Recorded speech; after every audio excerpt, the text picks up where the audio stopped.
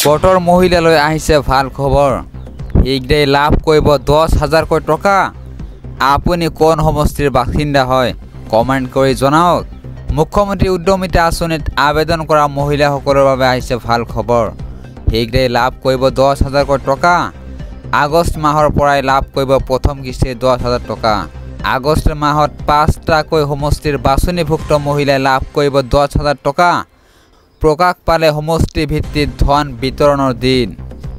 আগষ্ট মাহত নলবাৰী জাগিৰোড পথাৰকান্দি লগতে মাৰ্ঘেৰিটা ধুবুৰীৰ লাখ লাখ মহিলাই লাভ কৰিব 10,000 টকা। সমষ্টি ভিত্তিত ধন বিতৰণৰ দিন ঘোষণা কৰিছে চৰকাৰে। মুখ্যমন্ত্ৰী উদ্যমিতা আঁচনিত আবেদন কৰা মহিলাসকলৰ বাবে আহিছে ভাল খবৰ। আজিৰ পৰৱৰ্তী গুৰুত্বপূৰ্ণ খবৰ, উচ্ছেটো 11টা খিলঞ্জীয়া পৰিয়ালে পাব ভূমিৰ পট্টা। এই মুহূৰ্তত আহি পৰিছে আন এটা বিগ ব্ৰেকিং নিউজ। ৰাজ্য চৰকাৰৰ তৰফৰ পৰা 1,5 লেছাকৈ ভূমি প্ৰদান কৰিব চৰকাৰে। উচ্ছেটো 11টা খিলঞ্জীয়া পৰিয়ালে পাব ভূমিৰ পট্টা। ৰাজ্য চৰকাৰৰ তৰফৰ পৰা 1,5 লেছাকৈ ভূমি লাভ কৰিব। কেবিনেট বৈঠকত লোৱা হ'ল ডাঙৰ সিদ্ধান্ত।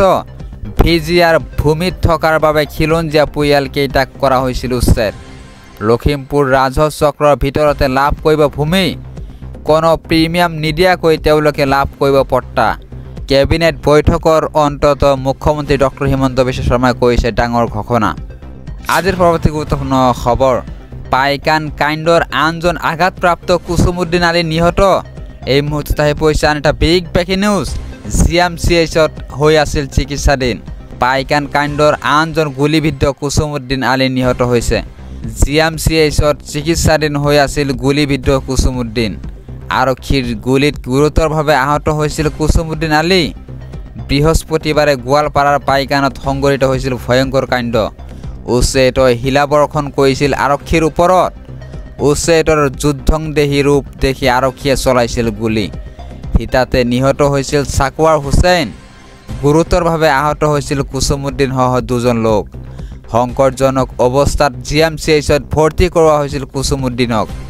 অৱশেষত GMCHত মৃত্যু হয় কুছুমুদ্দিন আলীৰ। আনজন গুলীবিদ্ধ আমিৰ হামজা চিকিৎসাধীন হৈ আছে। আজিৰ পৰৱৰ্তী গুৰুত্বপূৰ্ণ খবৰ, আল্লাহু আকবৰ, অসমৰ মাটি আমি কিনি ল'ম। এইদৰে মন্তব্য দি মুখ্যমন্ত্ৰীক চেলেঞ্জ কৰি গ্ৰেপ্তাৰ হৈছে শামনুৰ আলী। এই মুহূৰ্তত পইচা আন এটা বিগ ব্ৰেকিং নিউজ। আল্লাহু আকবৰ, অসমৰ মাটি আমি কিনি ল'ম। মুখ্যমন্ত্ৰীক চেলেঞ্জ কৰি গ্ৰেপ্তাৰ হৈছে শামনুৰ আলী। পাইকানৰ পৰা মুখ্যমন্ত্ৰীক চেলেঞ্জ দিছিল শামনুৰে। কাশ্মীৰৰ বিচ্ছিন্নতাবাদীৰ দৰে ধৰণী দি মুখ্যমন্ত্ৰীক সকিয়নি দিয়াৰ কৰিছিল সাহস। অসমৰ মাটি এদিন কিনি ল'ম। আল্লাহু আকবৰ ধৰণীৰে দিছিল হুংকাৰ। কৃষ্ণাই আৰক্ষীয়ে গ্ৰেপ্তাৰ কৰিছে শামনুৰ আলীক। আজিৰ পৰৱৰ্তী গুৰুত্বপূৰ্ণ খবৰ, অসমত হ'ব ভয়াৱহ আন্দোলন। এই মুহূৰ্তত আহি পৰিছে আন এটা বিগ ব্ৰেকিং নিউজ। দম আছে যদি ৰখাই দেখুৱাক হিমন্ত বিশ্ব শৰ্মাই। এইদৰে হুংকাৰ প্ৰদান কৰিছে আমছুৱে। অসমত হ'ব ভয়াৱহ আন্দোলন। 20 জুলাইত অসম কঁপাব আমছুৱে। ৰাজপথলৈ ওলাই আহিব হাজাৰ হাজাৰ মুছলমান। যিকোনো পৰিস্থিতিৰ বাবে জগৰীয়া হ'ব হিমন্ত বিশ্ব শৰ্মা। দম আছে যদি ৰখাই দেখুৱাওক হিমন্ত বিশ্ব শৰ্মাই। পাইকান কাণ্ডক লৈ মহাবিস্ফোৰণ আমছুৰ। পাইকান কাণ্ডৰ বাবে জগৰীয়া গোৱালপাৰাৰ ডিএফঅ'ৰ ভুলৰ বাবে পাইকান হ'ল হত্যা লীলা। পাইকানৰ মানুহবোৰ সন্ত্ৰাসবাদী নেকি? মুখ্যমন্ত্ৰী হিমন্ত বিশ্ব শৰ্মাই নিজৰ ৰাজনৈতিক স্বাৰ্থ সিদ্ধিৰ বাবে হিটলাৰীৰ শাসন চলাইছে। এই উচ্ছেদ অমানৱীয় আৰু অগণতান্ত্ৰিক। গোৱালপাৰাৰ পাইকান কাণ্ড পূৰ্ব পৰিকল্পিত আছিল। এই কাৰ্য চৰকাৰী পৃষ্ঠপোষকতাত গোৱালপাৰাৰ ডিএফঅ' আৰু প্ৰশাসনৰ পৰিকল্পনাত হৈছে। ডিএফঅ'ৰ ভূমিকা অতি সন্দেহজনক। পাইকানত এক আতংকময় পৰিস্থিতিৰ সৃষ্টি কৰা হৈছে। সমগ্ৰ ঘটনাৰ ন্যায়িক তদন্তৰ দাবী আমছুৰ। গোৱালপাৰাৰ DC SP ডিএফঅ' সকলো এই ঘটনাৰ তদন্তৰ আওতালৈ আহিব লাগে। এই সকলো বিষয়াক তৎকালীনভাৱে গোৱালপাৰা জিলাৰ পৰা বদলি কৰক। দিল্লীত সংবাদমেল পাতি চৰকাৰক কথা কোৱা আমছুৰ। আজিৰ পৰৱৰ্তী গুৰুত্বপূৰ্ণ খবৰ, মিত্ৰতাৰ কাৰণে আগবাঢ়ি অহা নাই কংগ্ৰেছে। এই মুহূৰ্তত পইচা আন এটা বিগ ব্ৰেকিং নিউজ। বিৰোধী মিত্ৰতাক লৈ আকৌ অখিল গগৈৰ বিস্ফোৰণ মন্তব্য। আমি সকলো বিৰোধী পাৰ্টি মিত্ৰতাৰ বাবে সাজু, কিন্তু আমি আগবাঢ়ি অহাৰ পাছতো গ্ৰীণ ছিগনেল নাই কংগ্ৰেছৰ।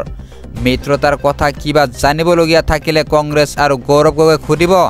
কংগ্ৰেছ আগবাঢ়ি অহা নাই মিত্ৰতাৰ বাবে কি কাৰণ আমি নাজানো বিৰোধী মিত্ৰতাক লৈ আকৌ অখিল গগৈৰ বিস্ফোৰণ আজি পৰৱৰ্তী গুৰুত্বপূৰ্ণ খবৰ গোৱালপাৰাত আৰক্ষীক আক্ৰমণ কৰা 10জনক গ্ৰেপ্তাৰ এই মুহূৰ্তত আহি পৰিছে আন এটা বিগ ব্ৰেকিং নিউজ মুখ্যমন্ত্ৰীৰ নিৰ্দেশৰ পিছতে একশ্যন আৰম্ভ গোৱালপাৰাত আৰক্ষীক আক্ৰমণ কৰা 10জনক গ্ৰেপ্তাৰ কৰা হৈছে মুখ্যমন্ত্ৰীৰ নিৰ্দেশৰ পিছতে একশ্যন আৰম্ভ বৃহস্পতিবাৰে গোৱালপাৰাৰ পাইকানত উচ্ছেটোৱে আৰক্ষীক কৰিছিল আক্ৰমণ উচ্ছেটোৱে শিলাবৰ্ষণ কৰিছিল আৰক্ষীৰ ওপৰত লাঠি জং লৈ হাজাৰ হাজাৰ উচ্ছেটোৱে খেদি আহিছিল আৰক্ষী আৰু বন বিভাগৰ বহু জোৱান গুৰুতৰভাৱে হৈছিল আহত সমগ্ৰ ঘটনাৰ তদন্ত ঘোষণা কৰিছিল মুখ্যমন্ত্ৰীয়ে ভয়ংকৰ কাণ্ড সংঘটিত কৰা 10জনক বিচাৰি কৰা হৈছে গ্ৰেপ্তাৰ ৰেপিড একশ্যন ফ'ৰ্চে পাইকানৰ প্ৰান্তে প্ৰান্তে চলাইছে অভিযান ব্লেক কমাণ্ডোৱে অব্যাহত ৰাখিছে অভিযান উচতনি দিয়া আৰু ঘটনা সংঘটিত কৰা সকলোৰে বিৰুদ্ধে হ'ব আইনী ব্যৱস্থা